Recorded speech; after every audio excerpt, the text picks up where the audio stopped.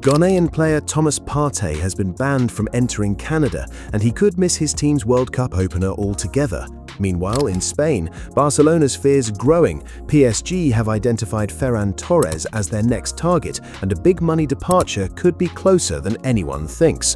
Welcome to 12th League Daily, the sharp daily roundup of football news. Across the channel, the day's headlines have been shaken by an off-field bombshell that has hit Ghana's national team full force, but whose repercussions are making front-page news across the British press. As the Daily Telegraph reports in today's edition, midfielder Thomas Partey has officially been banned from entering Canadian territory.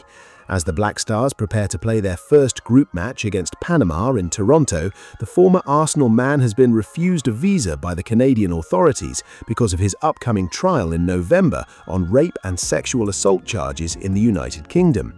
The paper explains that while the player was allowed into the United States for his national team's base camp in Boston, the Canadian border remained firmly closed to him. The situation has cast huge uncertainty over the preparations of Carlos Queiroz' side.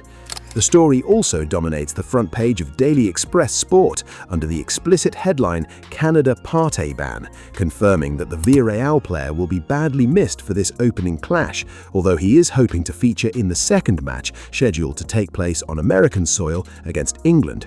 England, meanwhile, is dealing with its own demons. The Mirror Sport tabloid goes with a fiery headline, "Bell Euros Hell."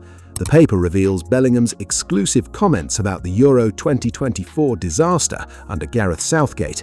The Real Madrid midfielder is laying everything bare and blasting the toxic atmosphere that existed in the camp in Germany. Bellingham says that things were going badly off the pitch and that the group never felt truly united or connected, which ultimately led to the final defeat against Spain. I think at the Euros we got some things a little bit wrong off the pitch. I don't feel like the group connected as well as it could have, for a number of reasons. Right now, the focus is on rebuilding, and his comments come as New England manager Thomas Tuchel tries to build a true brotherhood for this World Cup. As the Daily Telegraph Sport points out, Jude Bellingham is now fully focused on the future. Proudly wearing the national team's number 10 shirt, he's being tipped as the undisputed starter and the main playmaker for Thomas Tuchel's new side in England's opening match against Croatia in Kansas City. Tuchel, who in the past had been critical of certain attitudes he considered repulsive, now appears to have made peace in order to turn Bellingham into the leader of his World Cup campaign. Let's cross the Channel and the Pyrenees to plunge into the Spanish atmosphere, where emotions are swinging between huge national excitement and old local rivalries, as well as transfer rumours. Marca puts Marc Cucurella's smiling face and iconic hairstyle on its front page. Having become a national idol since his performances at the Euros, the left-back boldly declares, "No tenemos presión, tenemos ilusión." We have no pressure, we have ambition. On the eve of Spain's World Cup debut, Cucurella insists on the squad's impeccable mindset.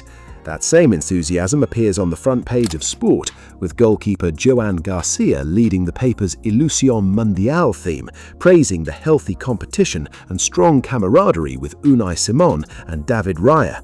To complete this ideal picture, coach Luis de la Fuente speaks at length in the pages of AS. Ahead of D-Day, the Spanish coach shows an unshakable confidence. "Por supuesto que podemos ganar este mundial." Of course we can win this World Cup.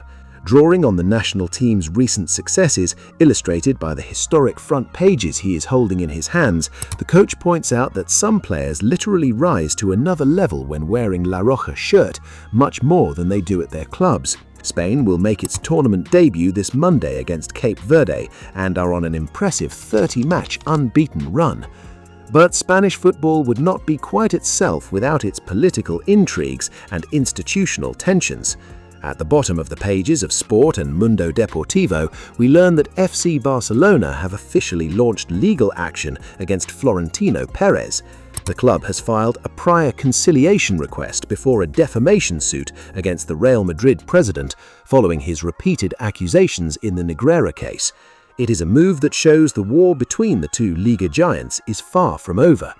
Meanwhile, Real Madrid must also deal with the future of their own Brazilian star, Vinicius Jr. On the sidelines of Brazil's World Cup opener, AS reveals that the Real Madrid forward has decided to freeze talks over his contract extension. "I'll talk about my renewal after the World Cup," said the Seleção star, preferring to focus 100% on the international tournament. On the other side of Madrid, Atletico are continuing to track, according to several sources, Galatasaray striker Victor Osimhen, and even reportedly ready to make a record offer of €120 million in an attempt to lure him to the Spanish capital.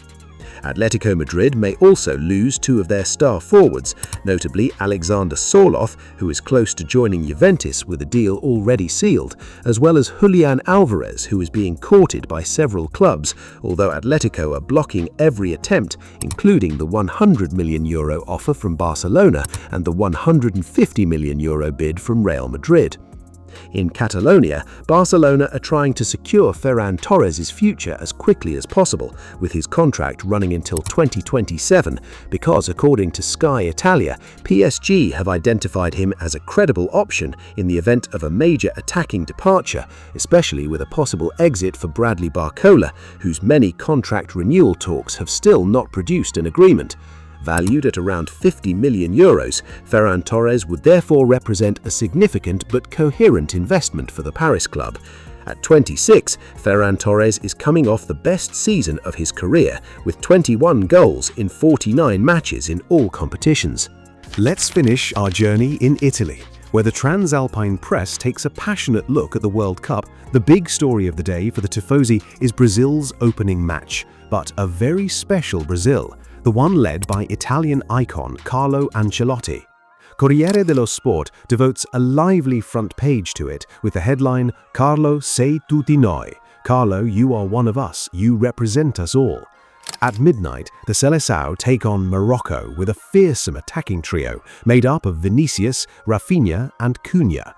La Gazzetta dello Sport speaks of a Samba Italia feeling, praising Carletto's leadership at the helm of the five-time world champions, while Tuttosport warns of a trap opening against Moroccans who were semi-finalists at the last World Cup and finalists at the Africa Cup of Nations.